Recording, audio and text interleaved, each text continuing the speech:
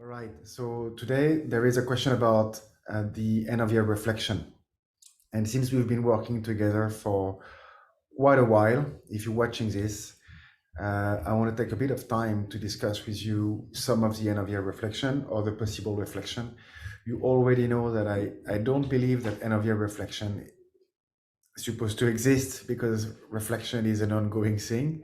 That's number one. But nevertheless, if the end of year was to represent an opportunity for you to reflect a little bit deeper than or differently than you normally do, here are a few tips, or if not tips, just ideas or comments or suggestion that I had the opportunity to collect from people around me and for myself.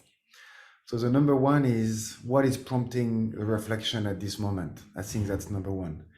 Um, why does it matter now for you?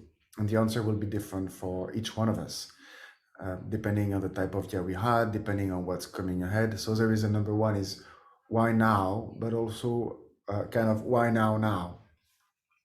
What makes it pertinent to reflect on the end of the year, or actually to reflect on what just happened for the last 300 and so days. So there is this opportunity to give a little bit more time to slow down. End of year in some part of the world, the northern hemisphere is a winter season. It's a time where things are slowing down. This time where the nature is somehow not retracting, but is holding its life um, for itself in smaller bites, in smaller container. So that's also what's prompting sometimes our reflection. It's an opportunity not necessarily to develop very strong and powerful action plans, as we see in a very exciting format on the various social media or social platforms. But it's simply an opportunity to be with the slowing down of the end of the year. I think that's the point number one, is to create a space for reflection. And I'm taking the time because quite often that number one thing is taking the time to slow down or to create a space, a slower pace in different space at this moment of the year of your reflection. End of year reflection means also across a few weeks, and therefore being able to monitor what's been happening for you, what's going on for you. Quite often there is a lot of undercurrent reflection which have been running for the last few months. And it's not like you have to do something. It's not like you have to create new information. It's an opportunity to access ongoing reflection taking place in the background of your being. As simple as that.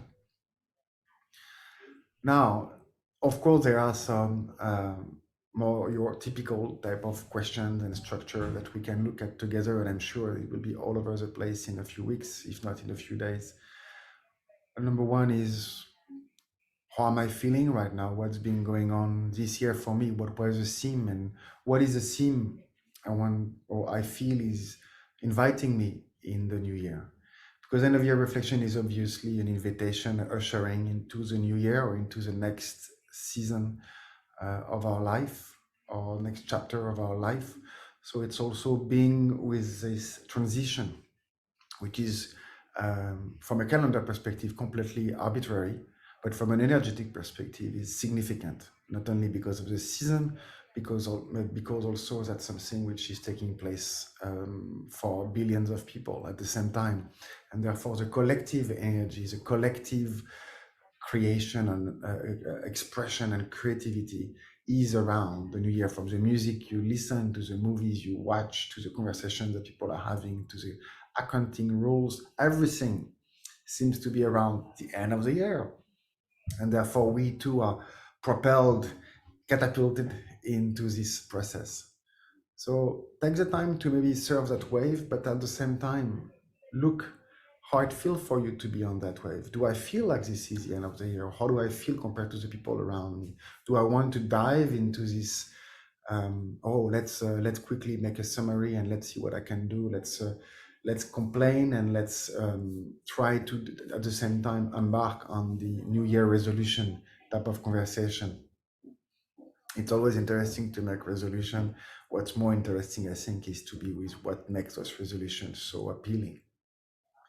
I wish for you that you don't have any resolution to make, but more to be able to engage with what you appreciate and develop maybe a little bit more of what you're currently appreciating in your life. Then we can look at the end of year reflection from a category perspectives about me, about us. If you are in a couple, if you have children that are close us, what are my reflection about us, about the larger us, which is my extended family, about the even beyond, which is my organizations, my country, my city, my society, my culture, my species in relationship with others, the planet, and ask, so how does this year look from those various perspectives? I think it's interesting to connect from an intellectual perspective with all this, because that's often the gateway to our emotional relationship with all these spaces and the energetic relationship with all those spaces. And reflection is really what it is. It's an opportunity to look into the mirror of things and taking stock of how we feel when we look at what's available in front of us, and therefore what is the invitation if we want another image to be in front of us. Is it about changing what's outside, or is it about engaging differently with what's within? Or what are the action steps I want to take? Then there is also a third possibility with the end of year reflection, which is conversation, deliberate conversation with people. I love to have those conversations. Maybe it's a big word. I enjoy having those conversations with people who are different than me and who think about the year in a very different way, just to learn how they're looking at the year and what I can learn from them, and also to do it with people who I echo and I resonate with, because quite often that's a delicious space to be in, to have those reflections, and also listen to other people in their reflections. For many of us, or for many of you, I don't know which category we are in, it's been a very intense year, like every year, but this year as well, on many fronts. It's very rare to be coming out of pandemic, going into a conversation about war, and having an economic crisis looming and taking place in some areas of the world, geography of the world, and at the same time being completely aware that the type of university degree and education system we send our children to are not going to fit the world which is currently emerging as a result of the collective behavior we have been having for the last couple of generations. It's very rare to this being a conversation topic so prevalent. We've been inhaling and accumulating and extracting for many years, and it seems like current trend topic or hashtag is about taking care of the planet and the climate. So there is, of course, also an overemphasis on let's save the planet type of conversation in the same way we had other type of conversation. So reflecting, I think, on the end of the year is also looking at what's our relationship with the general conversation and taking place around us, and what is a conversation I want to be having with my world, whether it's in one day or it's across the year. Yeah. It seems like that's what I have currently, if I reflect, or at least today, about the end of the year reflection. I hope it's useful for those of you who are going to watch or to listen to this. And please, as always, get in touch. Let me know how this resonates with you, what's missing, if you want more practical ideas and tips, and also teach me, because that's how I learn, with teachers. Thank you, and enjoy your reflections.